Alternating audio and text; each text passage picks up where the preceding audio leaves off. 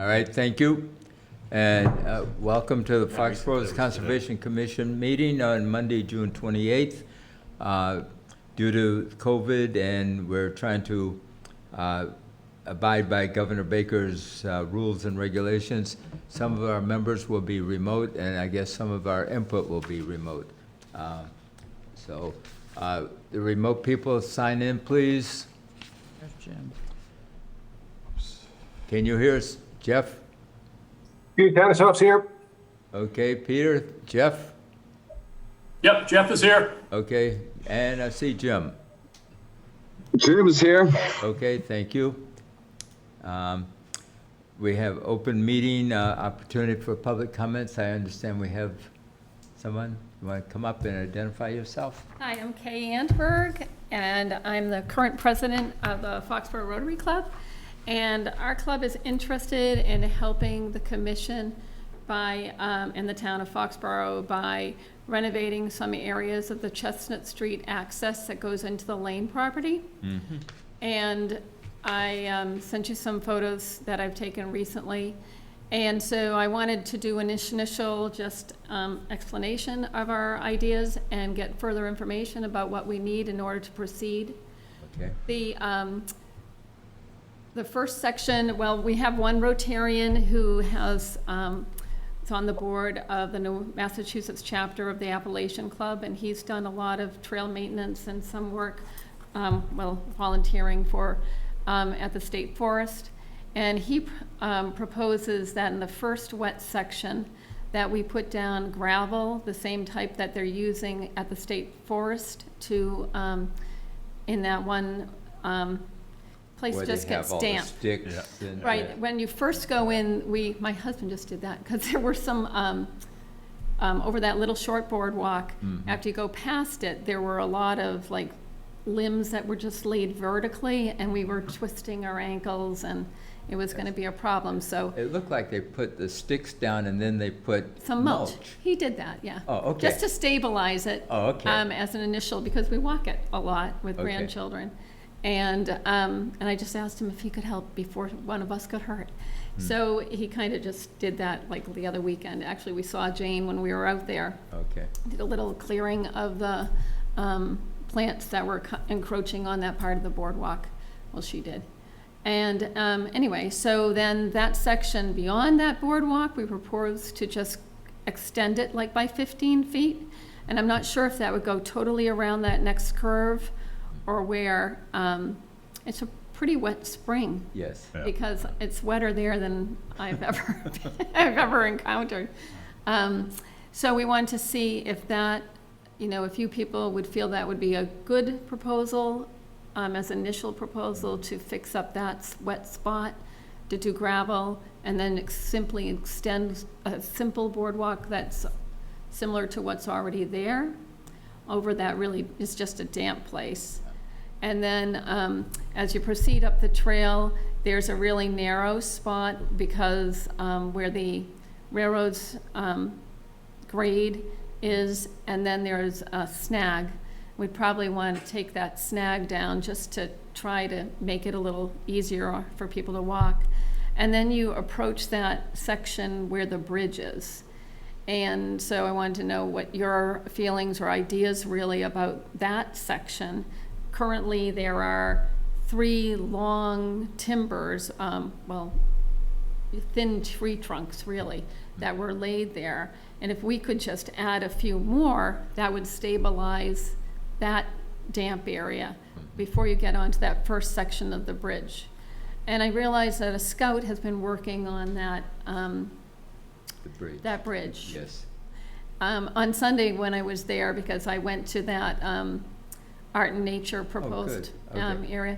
And when we, See you there, I'm sorry. I walked around. I had the dog. Okay.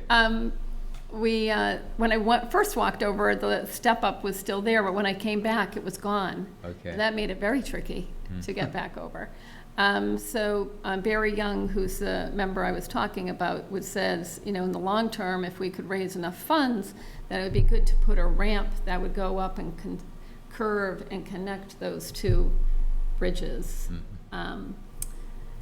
this is all dependent on what, the commission decides is the proper way, or what type of supports you want, how wide the boardwalks need to be, and how much funds we can raise Okay. and match. So I wanted to know, like, what your, what you would, think would be a good idea, and then what to go forward. Now, one thing, Dave, this is the section that they wanted to get ADA compliant, is that correct? Right. Now, I don't know, I think Yeah. I'd heard that that might be something that was suggested, and that's why the last pictures that I sent show the grades that follow Yes, the that- boardwalk. yeah. Once you go over the boardwalk, you hit one minor grade, I mean, up to the point, but then past the point, there it becomes an eskers, a variety of eskers. And the first one is kind of a minor one that, I don't even think a wheelchair could do that one. And the second grade is really steep. Yeah, And I know there's one side trail, but I've walked that too. It's extremely steep. Yeah. I don't know how you could make that section ADA access, I think, in my personal opinion, you could only make it ADA compliant to that first walkout, where there's there's a bench that looks like Bench. somebody is trying to destroy, Right. because one end of it is completely lifted up. It is. My grandchildren are now making it into a little nature museum, in Oh, case you okay. go over there and they're say, the what's ones all that this were stuff? putting that. Okay, yes, but I don't understand people, but that's why they want to just destroy that or not. I don't know.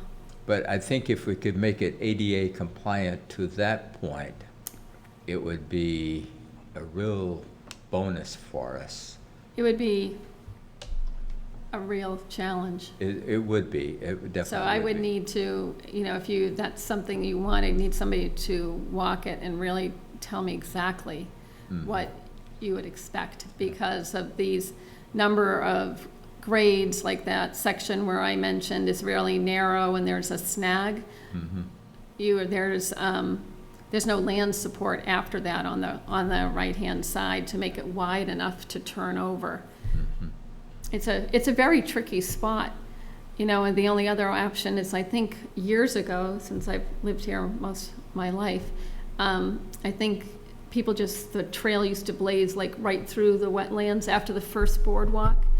And now there's a lot of cinnamon fern. It used to go kind of straight through there until you got to the bridge. And that would be a huge boardwalk.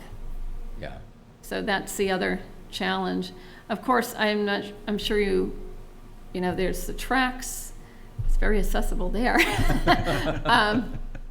Then I know that I've heard, and actually I checked out the trail, that a number of people are now parking at the, what's the name of that street? Payson Road. Payson Road, and somehow Cutting cutting through. across behind the, baseball field Mhm. and walking across the track, Yeah. which I know is also not a very safe choice. But I think that's beginning to Fortunately, be the Acela does not run there, so it's a little bit safer. a little safer. So, but I'm not sure like how the town feels about that. And that's one of the reasons I really wanted to have this trail at least open, at least safe, because it's such an amazing part of our town. If we can go from uptown to the Lane property safely, that people can walk. And people from Schneider and the Y, it's only a mile, half a mile, so the kids could get down there, the older kids, and walk it. And unfortunately, the North Street access is not pedestrian accessible. So anyway, so I would say, what would be the next steps? Or, if you really wanted if you decide you really want that, then I need to know exactly what your dimensions are and what you really mean by that. Now, do you have that That'd be, data, and, Dave? it's a huge amount of money. We have some of that information, but I would also bring someone in. We got 5 trails that all various commission members walk most of the trails. Sure. Only 5 of them seem reasonable to make accessible. It doesn't have, doesn't have to be wheelchair, just accessible. And this is one of them, to the point. Yeah. Trails don't have to go around in the complete circle. They don't have to, they can go Right. out and they can come back, as Well, long as, because the as one long as from you have the North Street opportunity is. to learn things along the way. So there are there's information out there how to work with different soils and conditions and how to build it, how wide, and if you need to do boardwalks and that, you don't have to, they got these screw, I've heard about that, and I looked at them, but I can't figure out which size, or like, Yeah, what that- are they, I need somebody who's a wetland. they got these screw things that you just screw into the wet areas, and it holds up whatever you put across. You don't have to put in anything or dig up any holes and, pour any cement or anything like that. So, in that case, this one here, I would probably contact a particular person that deals with this. He's out in Amherst. He works with a lot of the groups and advising a consultant, providing I can get the funding. And then we could come up with a plan. Now, these type of plans also, the state has programs that help fund for the local conservation commission or recreation commissions, as long as our 5-year open space recreation plan's updated, which is not yet. So there's these different angles. So not only can you get contributions and private or sponsorships, but there's also funding on the outside to make these areas more accessible. So it's a lot of work, but that's what I was thinking. We got 4 other trails too that just much potential. I know, so it's like to see whether or not, so what is that you need to, as a commission, decide that this is one of the ones that you think is critical for that kind of work? Because if so,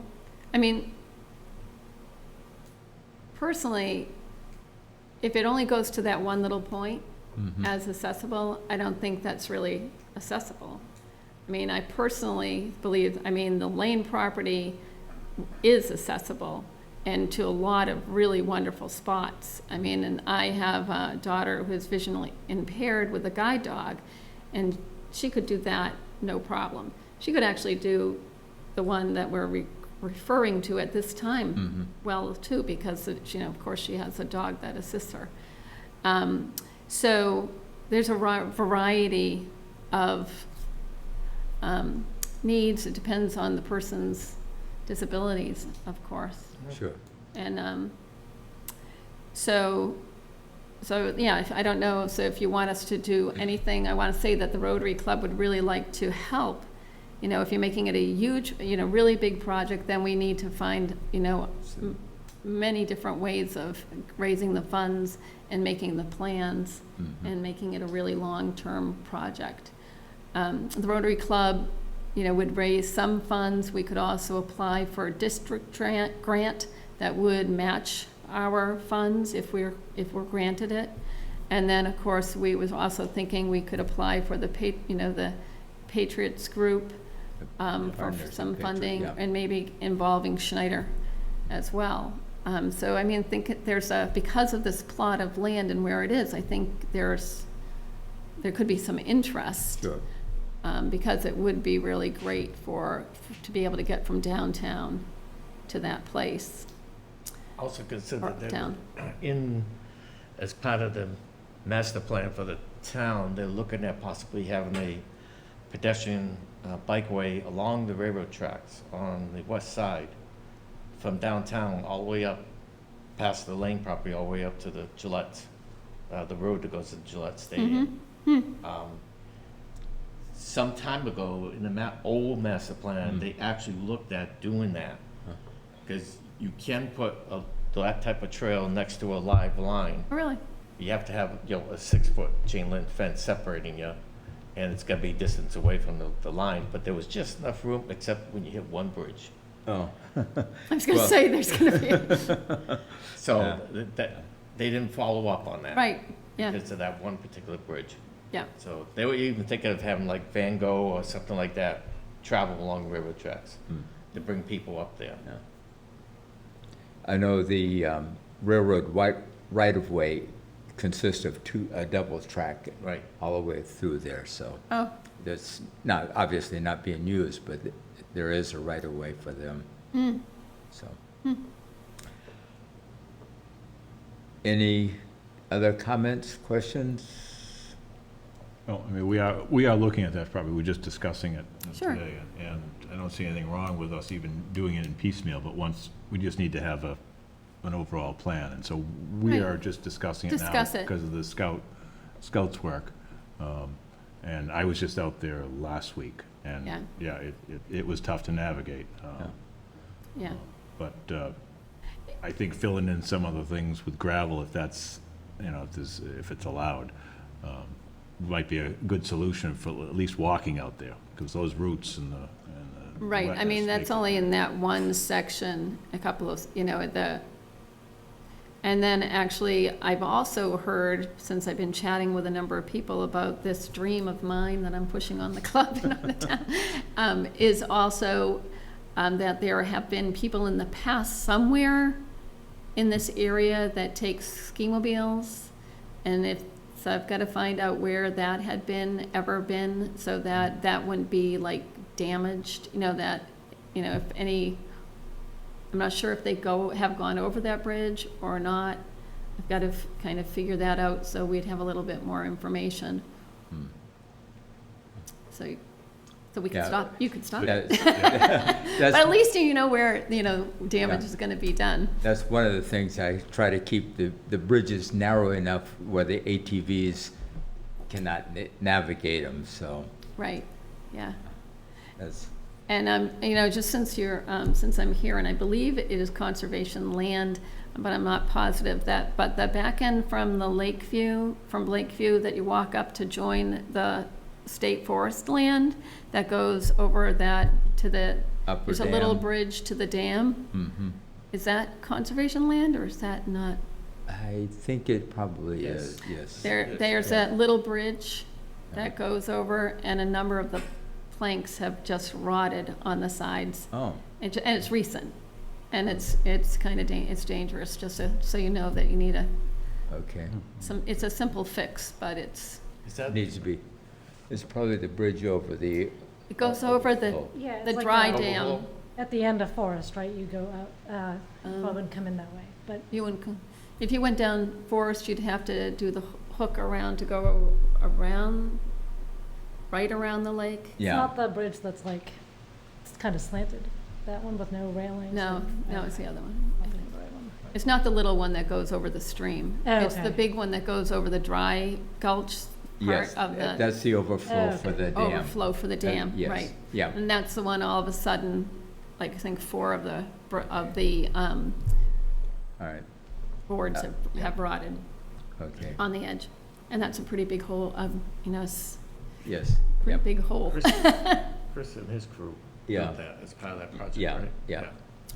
Great, Be able to get so, out there, too. at least you have my contact information, and then I look forward to hearing from you about some of your ideas okay, and good, next step. okay. Thank you. Thank you for your interest and Welcome. efforts. Thank you. Thanks, Kay. We do have her contact information? Yeah, Yeah, I've got Kay's information if anybody needs it. All right. Yeah, that and in the Jane, emails? I've spoken to Jane a number of times. yes. Now then, since we got that out of the way, I'll officially welcome our newest member. She's got some big shoes to fill, but I'm sure she'll find her own path, as I like No to pressure. say. I'll do my So welcome, best. Rebecca. Thank you. In 7:05, we have, okay.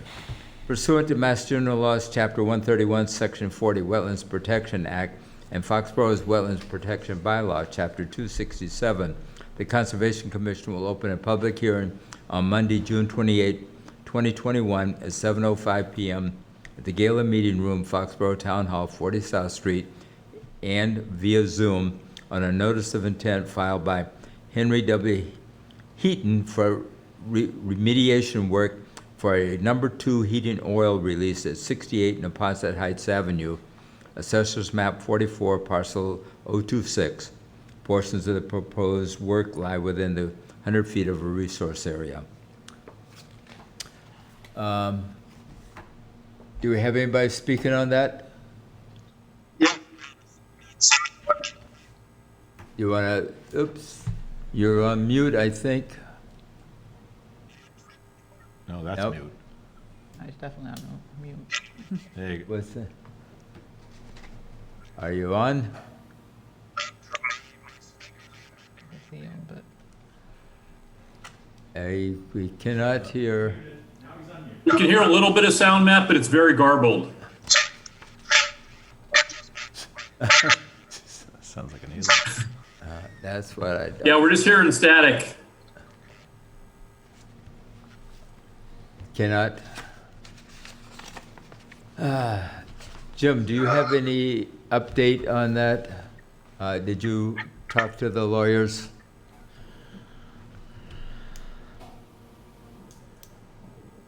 Say that again? Okay, did you have any updates on this? Did you talk to the lawyers about this? The only matter I spoke to who was Pat Costello. I spoke to Okay. him about the matter we'll speak in executive session about, which is this is the East Street. Okay, all right. So, oops. We cannot hear you.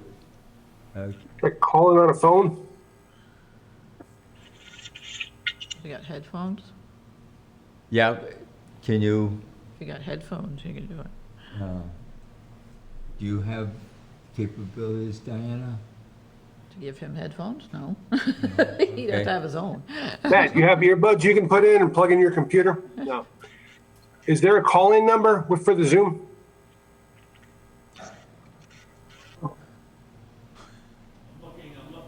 Okay, thank you. I have, let's see, I sent it to somebody. That's what I don't like about Zoom.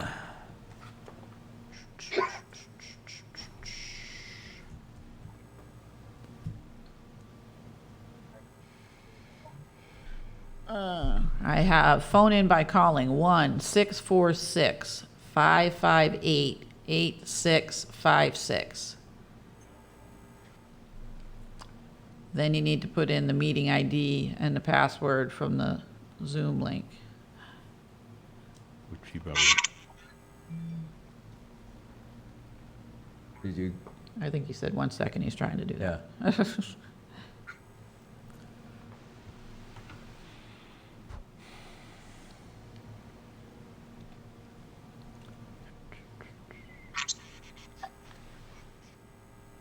The phone Still- number?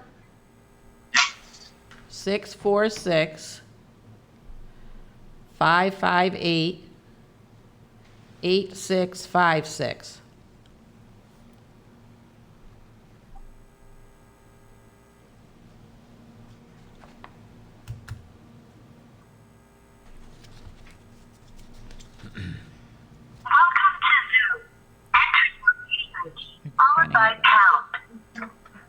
The meeting ID is 844-20-9051.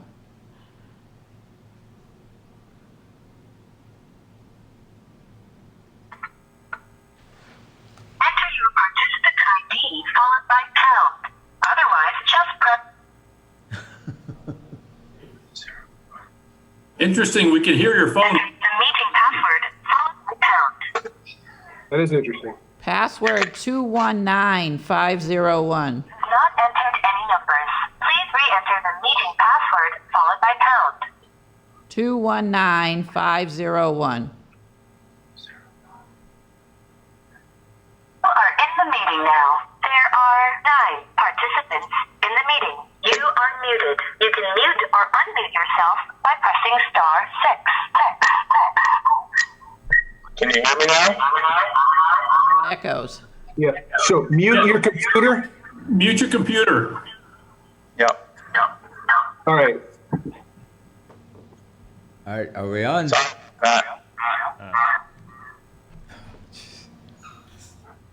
Isn't Zoom? A little better. Go ahead.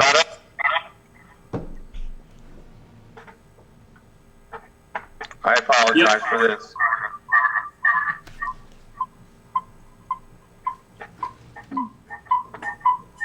Oh, boy. You gotta mute your computer and just use the phone. He has to turn the sound down on his computer, otherwise it's gonna echo. Okay. Did you get Yeah, that? can you and mute your speakers too on the computer? And he has to hold the phone up to his head to listen, Okay. because it's a phone call, not a, Now, okay. Well, if he puts it on speaker, it would work, yeah? Yeah, I would think so, yeah.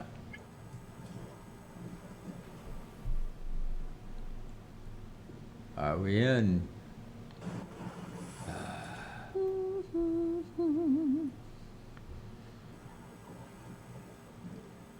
Can you talk on your phone? No, No. now we can't hear the phone.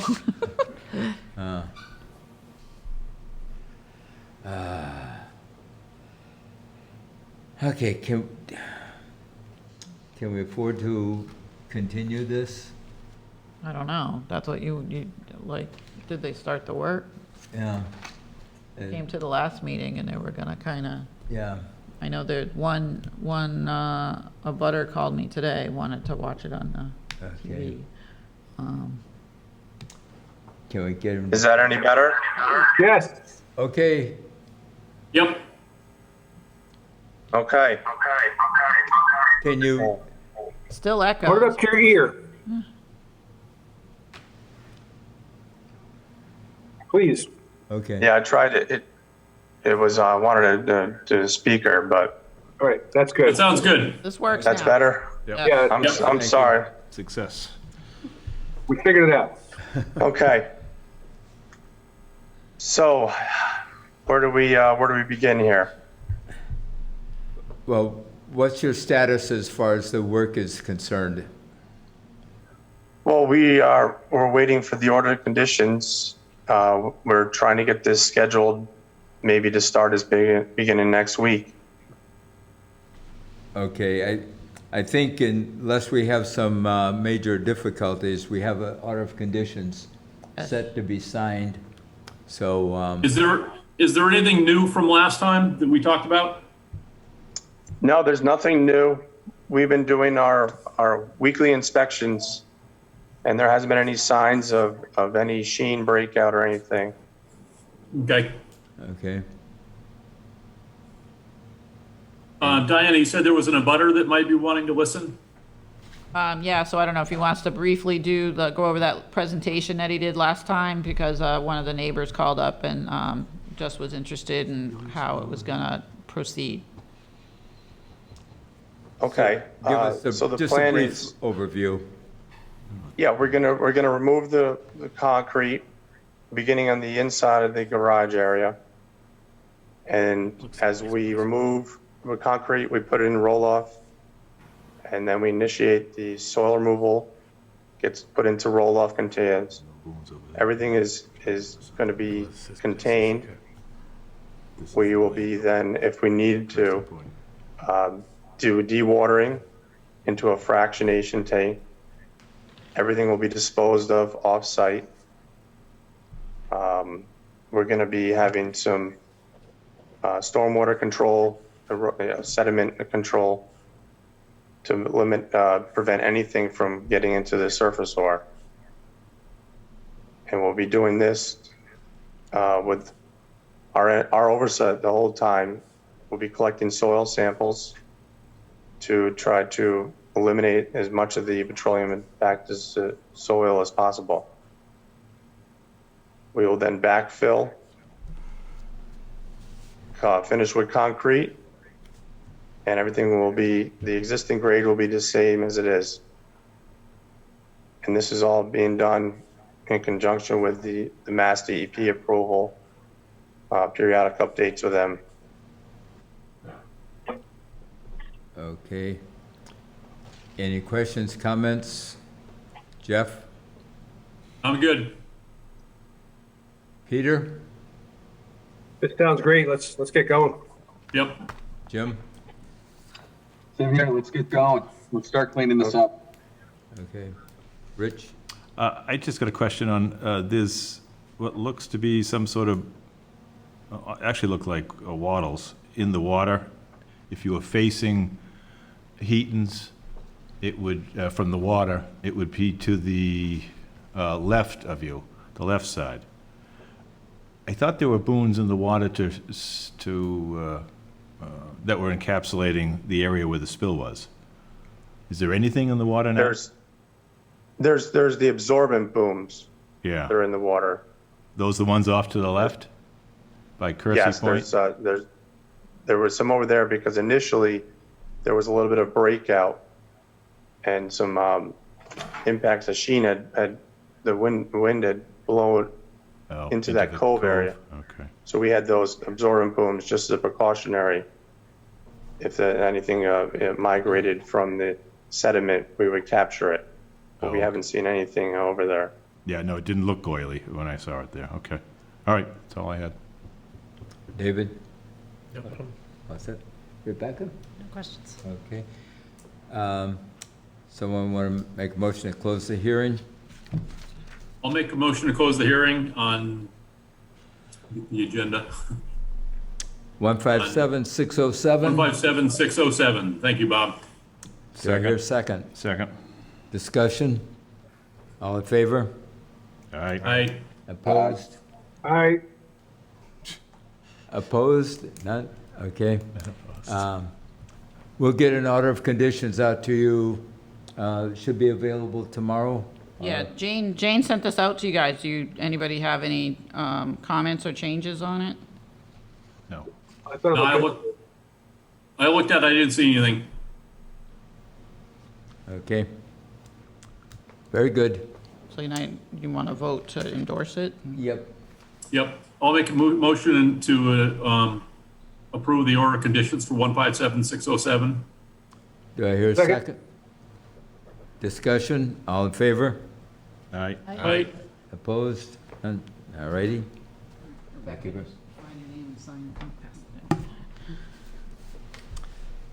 Thank you very much. All right, thank you. Thank you very much. We'll keep you updated on everything. Okay, thank you. Thanks, Matt. Appreciate Yep, it. Thank you. I'm sorry about that. no worries. It happens. Figured it out. Bye now. Bye-bye. Good night. We have 130 Moore Street, 157605. They've asked for a continuance. Somebody want to make a motion to continue till July 12th? 7:15. We'll worry about the time. I'll make the motion to continue 130 Morris Street, NOI 157605 till July 12th. Second it. Discussion? All in favor? All right. Aye. Aye. Opposed? None? All right. That's the auto. Yeah.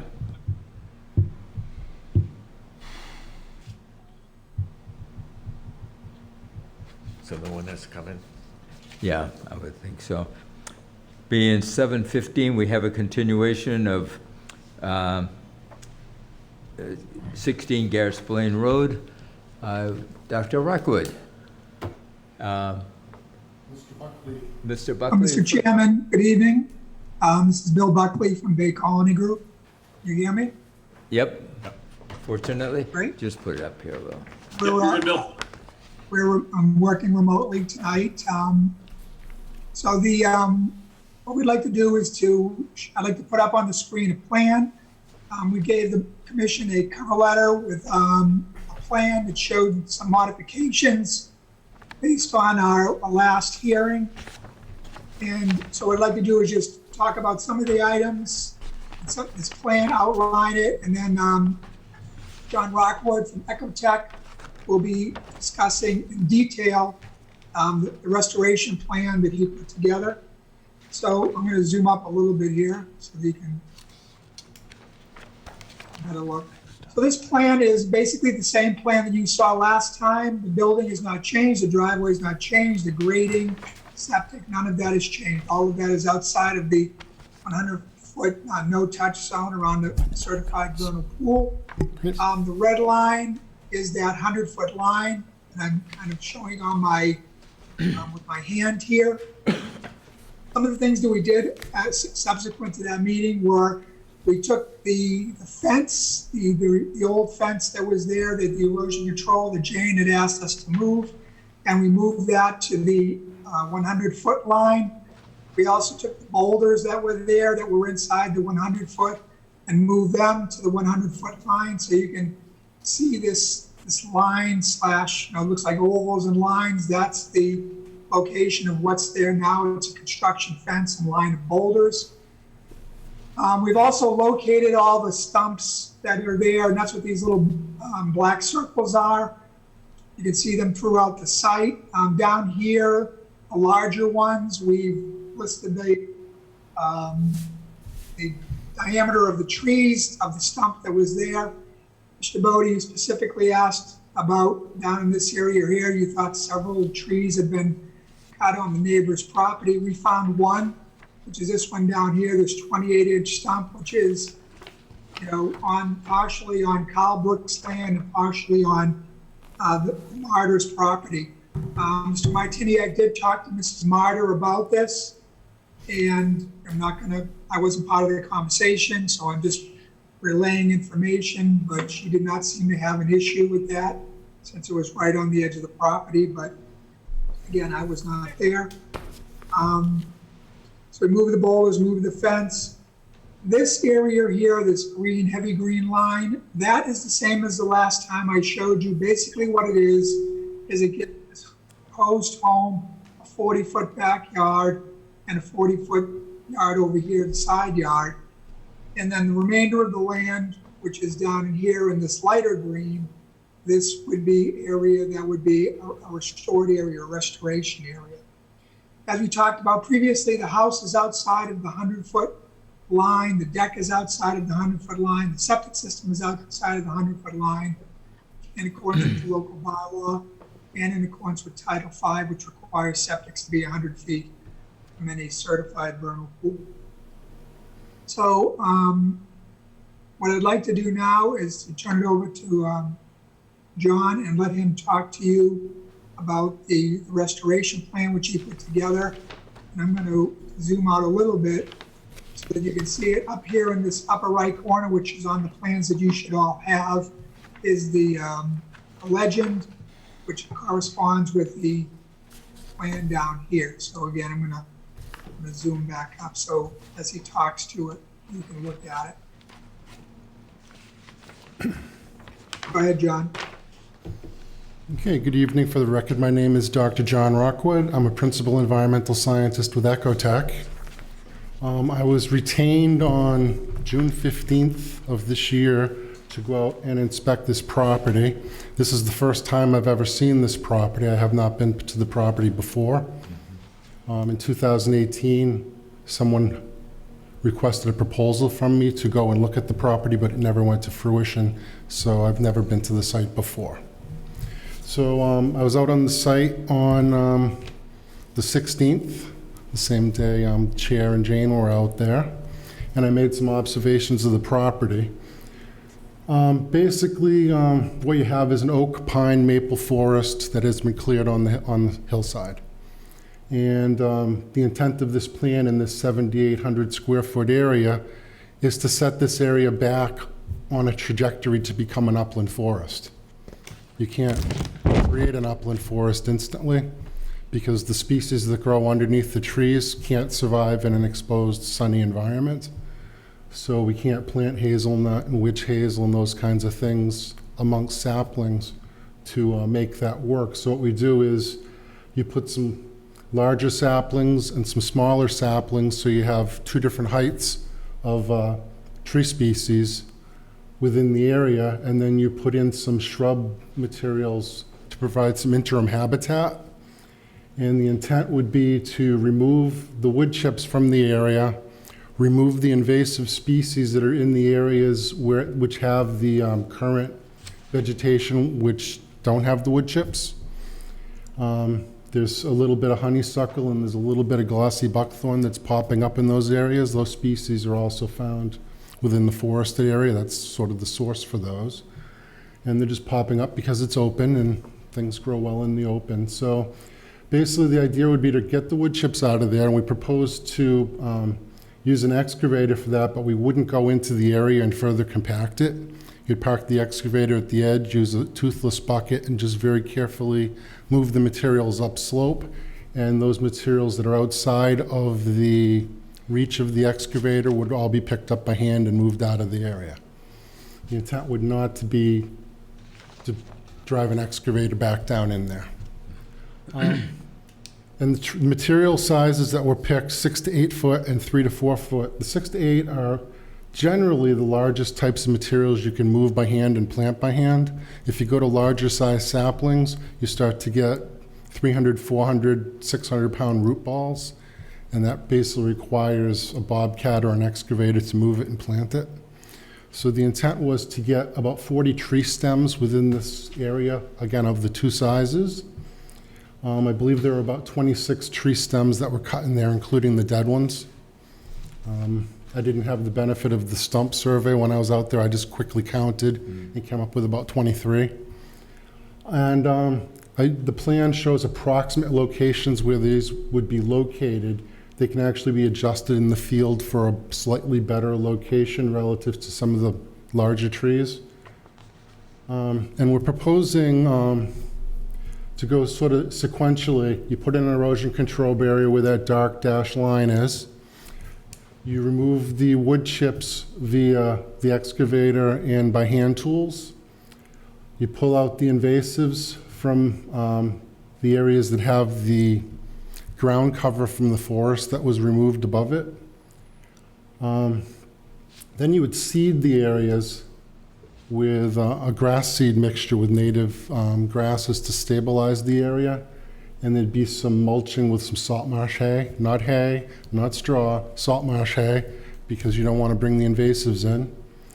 And then in September, during the appropriate time of year to plant again, we're at the end of the springtime planting time frame. If we plant now, things will just be baked over the summer. So typically you wait until mid-September and get the plant materials back in, get them started a little bit, and then they overwinter, and then they start up again next spring on their own. So that's the intent of the plan. So basically, get the chips out, get the area stabilized, get the area planted with materials during the proper time frame, and then we also proposed a 2-year monitoring program relative to the woody materials that get planted. I didn't discuss the shrubs yet. We actually proposed 4 clusters of shrubs, including eastern red cedar, northern bayberry, and sweet fern. These are all plants that can handle direct sunlight, so they'd actually survive in this area, and they provide some interim habitat. As the trees mature and grow up over a number of years, what happens is the ground cover would eventually fade out, and these shrubs would eventually fade out, and plants from the adjacent area would move into this area and recolonize it. Same with the forested ground covers. Again, you can't create a forest overnight. You know, that's the problem with some of these things. Sometimes people try to do what's called wetland gardening when they do a wetland replication area. They try to make it like it's going to be when it grows up. You can sort of push it that way, but it takes time for these areas to do that. So you put some ferns in, you put some shrubs in, you put the saplings in. When the saplings grow up, the shrubs adjust and adapt, and then the ground covers do the same. So that's all you can really do on recreating a forest. Were there any questions on that? No, I like your proposal as to your methodology and all of that. My only question is, and I'm assuming you were given a scope of work by the contractor, but we still have a large area of the do not disturb that I guess they want to propose for a lawn. I don't know what they don't understand about do not disturb.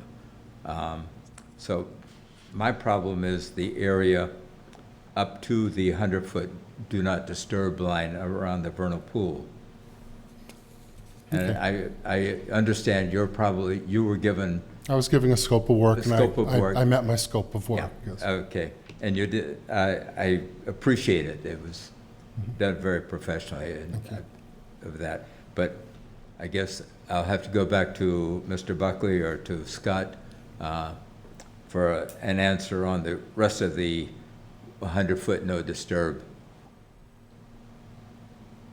Say, Bob, I got a question. Yes? So what's the time, you mentioned that it takes time for this to recover. Can you give us an estimate of what your time frame is for what that recovery time would be after your plantings? It's probably 20 to 30 years before you have a young forest. So what's the time frame in terms of getting something that's suitable for the habitat that we're looking at that kind of gets at least back towards that from what we lost? Well, if you're going to plant 4 to 6 inch in diameter shrubs, you're going to have a fairly large saplings. You're going to have a fairly large excavator go down in there, and you're going to make a big mess. Well, we already had large excavators go down there. Right. So I don't buy that argument. No, I think we should have larger trees go in there, and I think the whole area should be done. Otherwise, we're rewarding for bad behavior.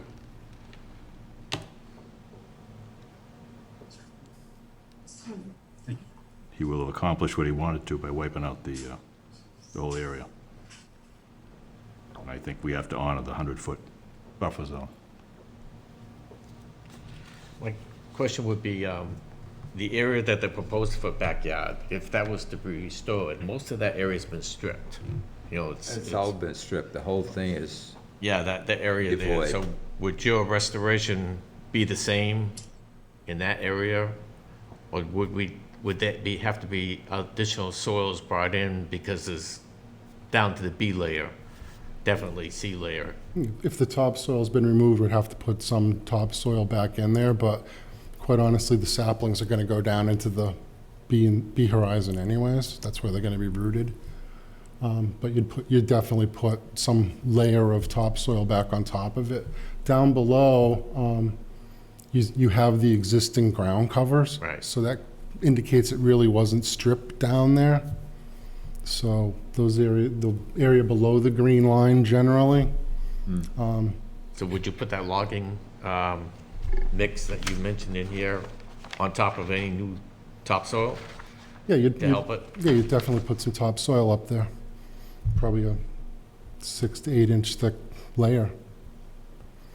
That way the ground cover that's going to grow eventually has an appropriate amount of topsoil to be there.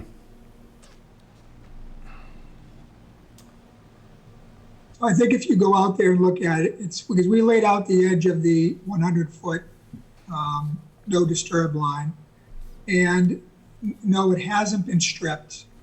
You know, over here in this corner to the left, as you're looking at the plan, a small portion of it has, but for the most part, it was just cleared.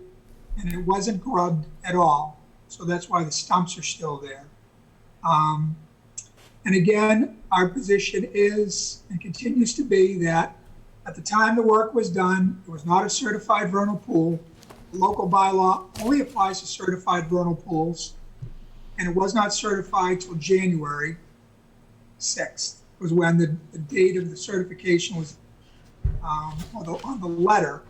And to this day, or at least as of last week, it still doesn't show up in the state database. So nobody would know that it is certified. So But that's our you position, did know it is was being that's it. certified. You did know it was being certified. It doesn't, it was, It the does initial matter. filing was like 3 It does years matter. ago. It was 3 years ago. So we don't know if things are gonna pass or not. And it was not certified. It wasn't certified. So that's the bottom line. From our position, the bylaw doesn't apply until it's certified. Not that it's gonna be certified, not that somebody wants it to be certified. It has to be certified. we think in this particular case, it is now certified and we have to deal with it. And and this is what our presentation is for the board, for the commission to consider. One thing I didn't point out is we also talked about a fence along the edge here, so that would give the homeowner a visual barrier to not go beyond it. We could put tags on it like we just did over on London Estates to make sure they don't. We talked about perhaps some type of conservation restriction on that portion of the lot not being used. We would consider that as doing, in the areas that is not being used for the actual house or their yard, which is up in this area here, as long as it was within the 100 foot. Bill, I still, I guess agree to disagree as far as when that was established as a vernal pool.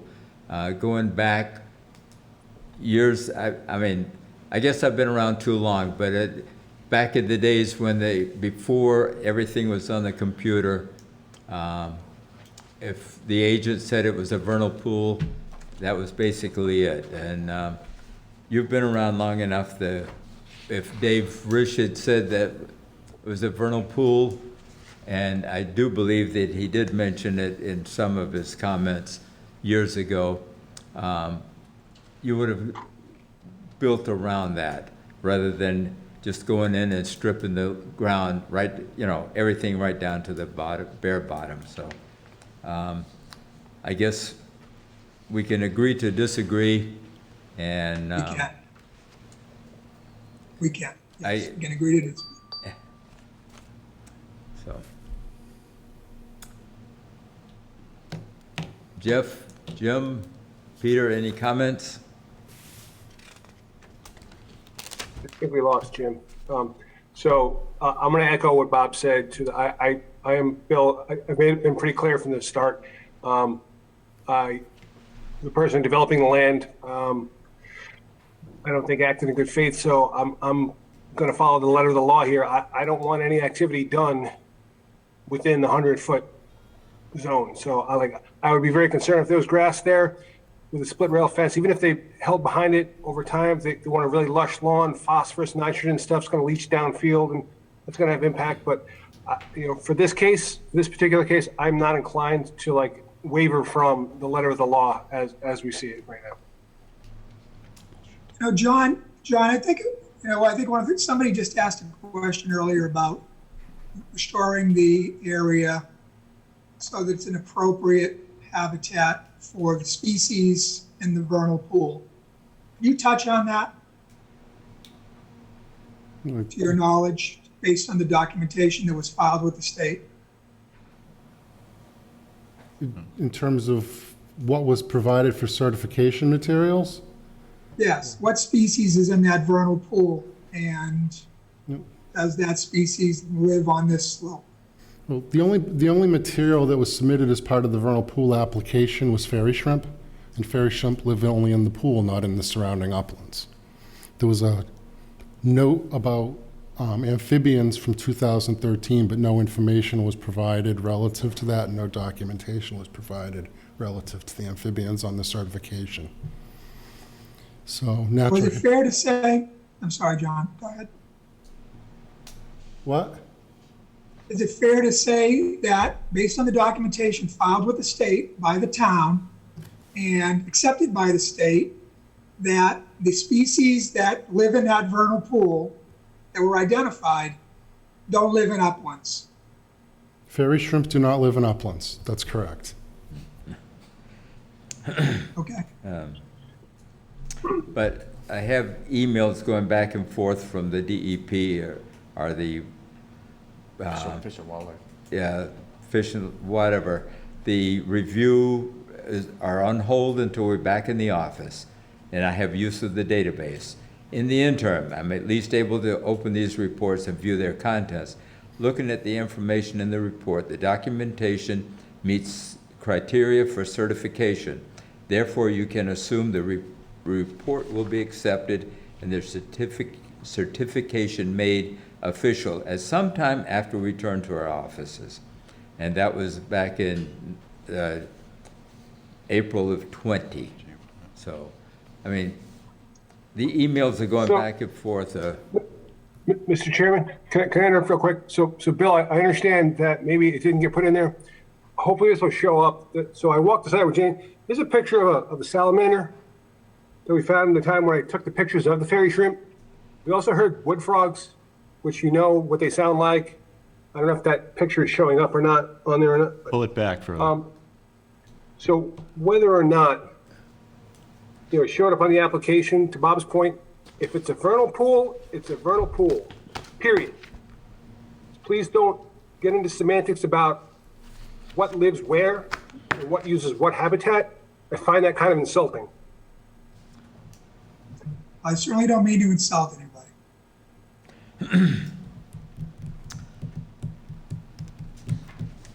So is there anything else we need to add or any more further questions? No, I think what you've said tonight to us is that, and I guess it's a consensus. I haven't heard anything other than that. Is that you are not inclined to allow any activity to take place in the 100-foot, and that you would like to see restoration of that area as well.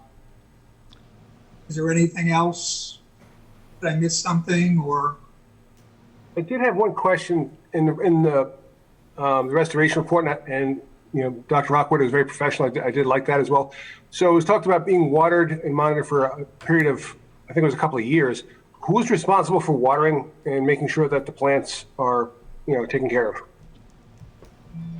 The watering is really How for does that like a 4-week period to get them started, and after that, they should be fine.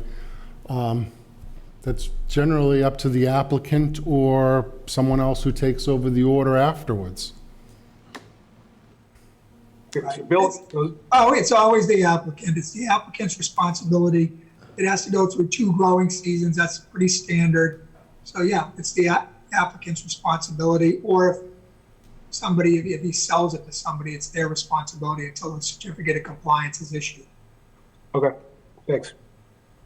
Is there anything else? Jeff, any other comments? Nope. All right. If you're going to continue this to your next meeting, I'll talk to my client and we will, if you could just pencil us in for that meeting, we might continue it beyond that based on conflicts. But if you could, I know it's in mid-July sometime. All right. Any objections to continuing? Nope. Here none. So I want to make a motion to continue until our next meeting, July 12th. July 12th. I'll make a motion to continue the hearing on 16 Garnet Spillane Road, map 12, page 48, bylaw F 2021-1. Do I hear a second? I'll second. Discussion? All in favor? Aye. All right. Opposed? None? All right. Thank you. Thank you. Great. Thank you very much. Good night. Thank you. Good night. Thanks, Bill. He said he had to go to another meeting, another Zoom meeting for his Mattapoisett matter that he's dealing with. So hopefully he comes back.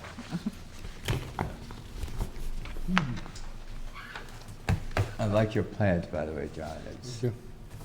It's only one way to do it. yeah.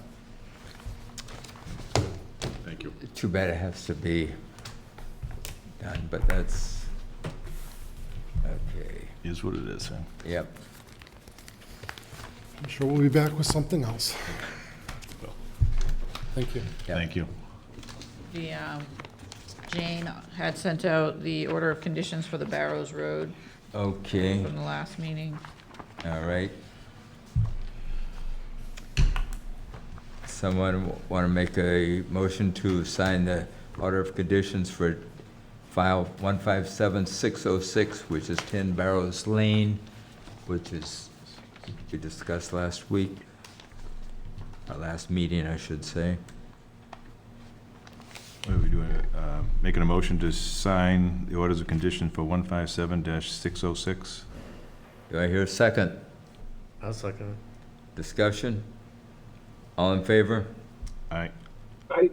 Opposed? None? All right.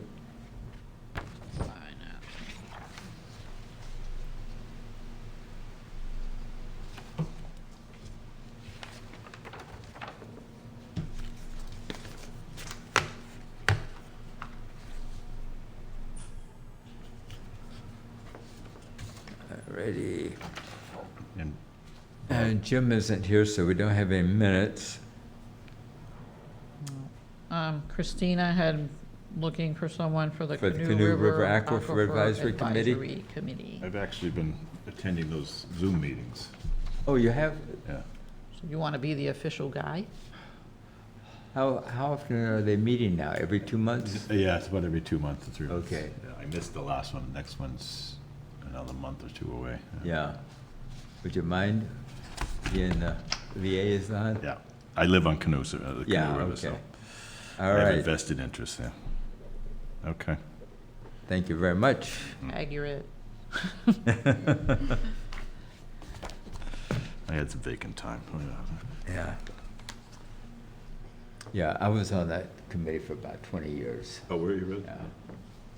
Back, I got out 5 years ago now, I guess. But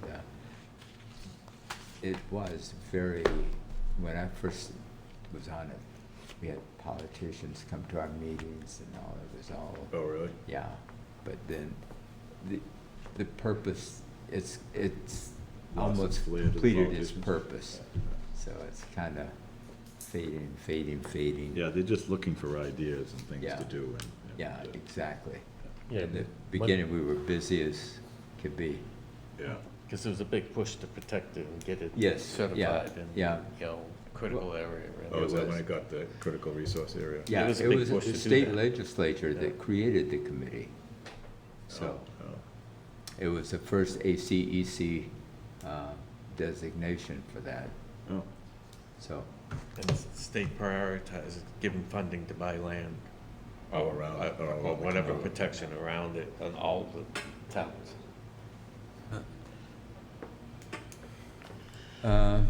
do we have anything else that we need to do before we go into executive session? I didn't sign it either. Okay. Do we need someone coming in to sign these two? Oh, we got We got four. four signatures, so Four's that's enough, isn't good. it? Yeah. All right. Oh, he's in person. Very good. I made it. Good. So if we do executive session, I believe that Peter and Jeff need to call on the phone? Or can you turn the live feed off but leave their Zoom on? Now, we called in to somebody last week, or last time. Okay. Oh, that's right. we Called used the into phone. Peter last time. You're on mute, Pete.